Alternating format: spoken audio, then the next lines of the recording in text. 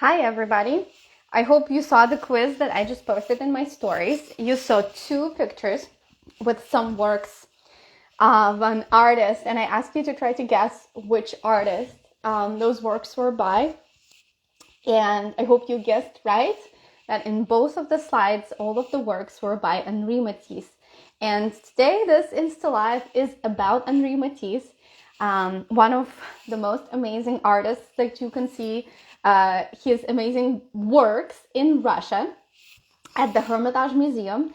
And today I want to share with you the story of the works that we have by Matisse at the Hermitage Museum. We actually have some of his best works. I would even say that at the Hermitage we have the most famous works by Matisse, and that is because the first customer that ever ordered works from Matisse was Russian. His name was Sergei Shukin, and he was a merchant, and he really was a supporter of contemporary art. So he really enjoyed works by Matisse, and he ordered two panels from him that he would hang at the bottom and at the top of the staircase in his house. And this is how two really famous works by Matisse came to be created. They are called Dance and Music. You probably have seen those works, a lot. Those are the works where red figures of people dance in a circle. So this is the painting Dance, and then there is another one that is called Music.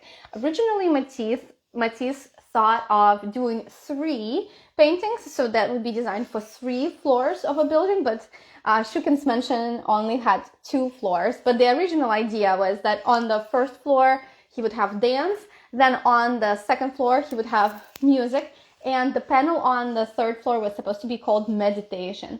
And the idea was that people would get calmer and calmer as they go up the stairs, and Matisse wanted to recreate the way we feel when we go up the stairs. So go ahead, feel free to Google those pieces, Dance and Music by Matisse, and you will see that they are very simple. Both pieces only have 3 colors in it, red, blue, and green, and the figures are painted in a really simple manner. There's not a lot of detail.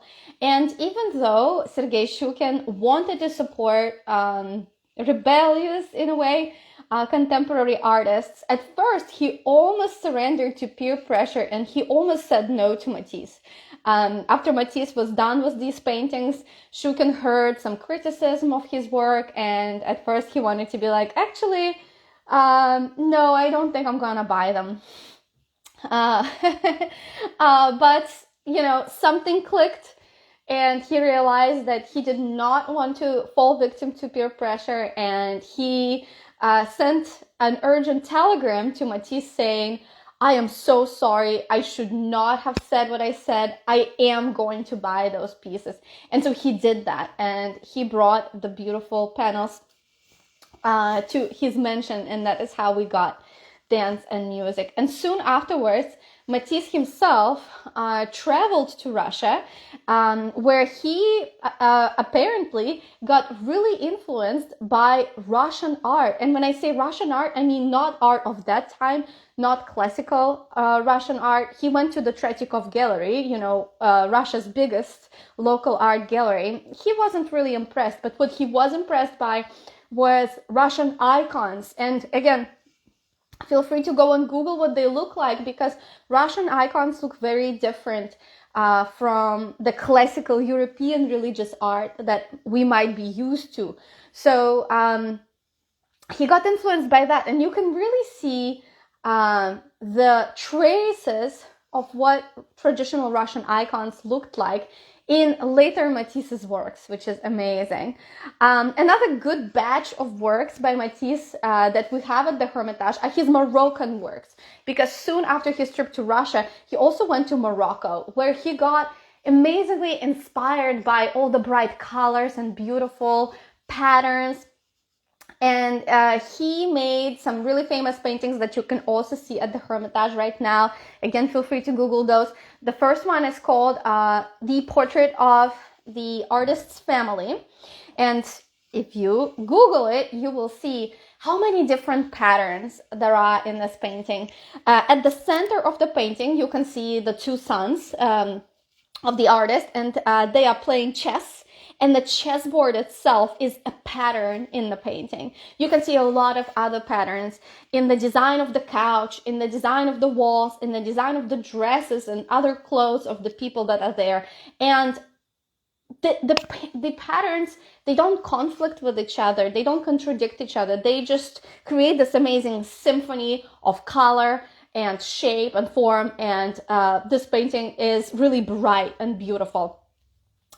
One famous Russian art critic, whose last name was Benoit, said that even though he didn't like Matisse's work, he had to admit that any other artist's works would be boring if you looked at them after Matisse's work. So Matisse's works definitely are far from boring. But another thing is that when Matisse went to Morocco, he did see a lot of bright colors, but at the same time, he started making his works more and more abstract. He didn't use as many patterns and as many bright colors, just, the more works he created. So you can compare the 3 Moroccan portraits that, again, you can see at the Hermitage with another piece that is called the Arab Coffee House. Again, feel free to Google it, and you will be surprised to see the colors in this painting. When you think of Morocco, you probably think of orange and red, other bright colors. So this Arab coffee house looks like the main color in the painting is this mint green, and then there is a little bit of gray, and there's a little bit of almost peach color.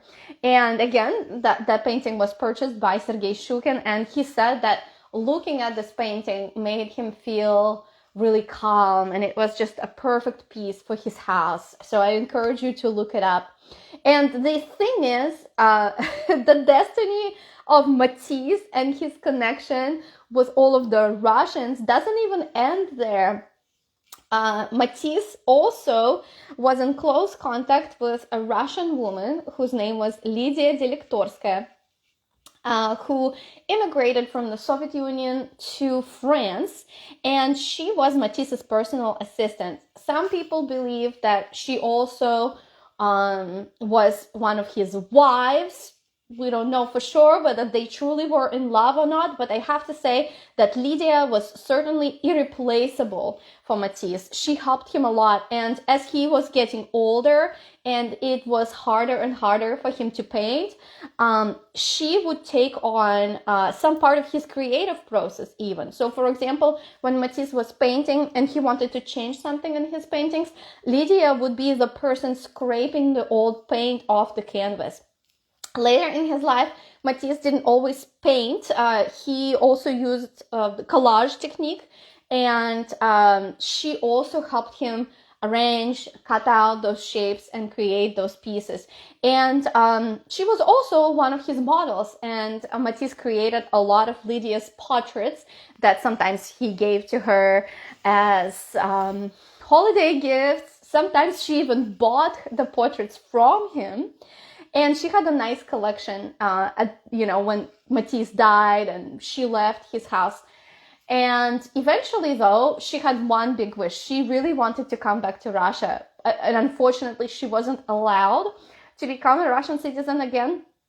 And nevertheless, even though she wasn't allowed to return back to her motherland, she decided to donate the pieces by Matisse that were hers to the Hermitage Museum. And if you come to the Hermitage, that's another thing. You will see lots of female portraits, and pretty much almost all of them, except for the Moroccan ones, are portraits of Lydia Delektorskaya, which is another wonderful thing. So I hope that you enjoyed my story about Matisse. Definitely come to the Hermitage or look up pieces by Matisse at the Hermitage, and I hope that you enjoy it, and I will see you next time.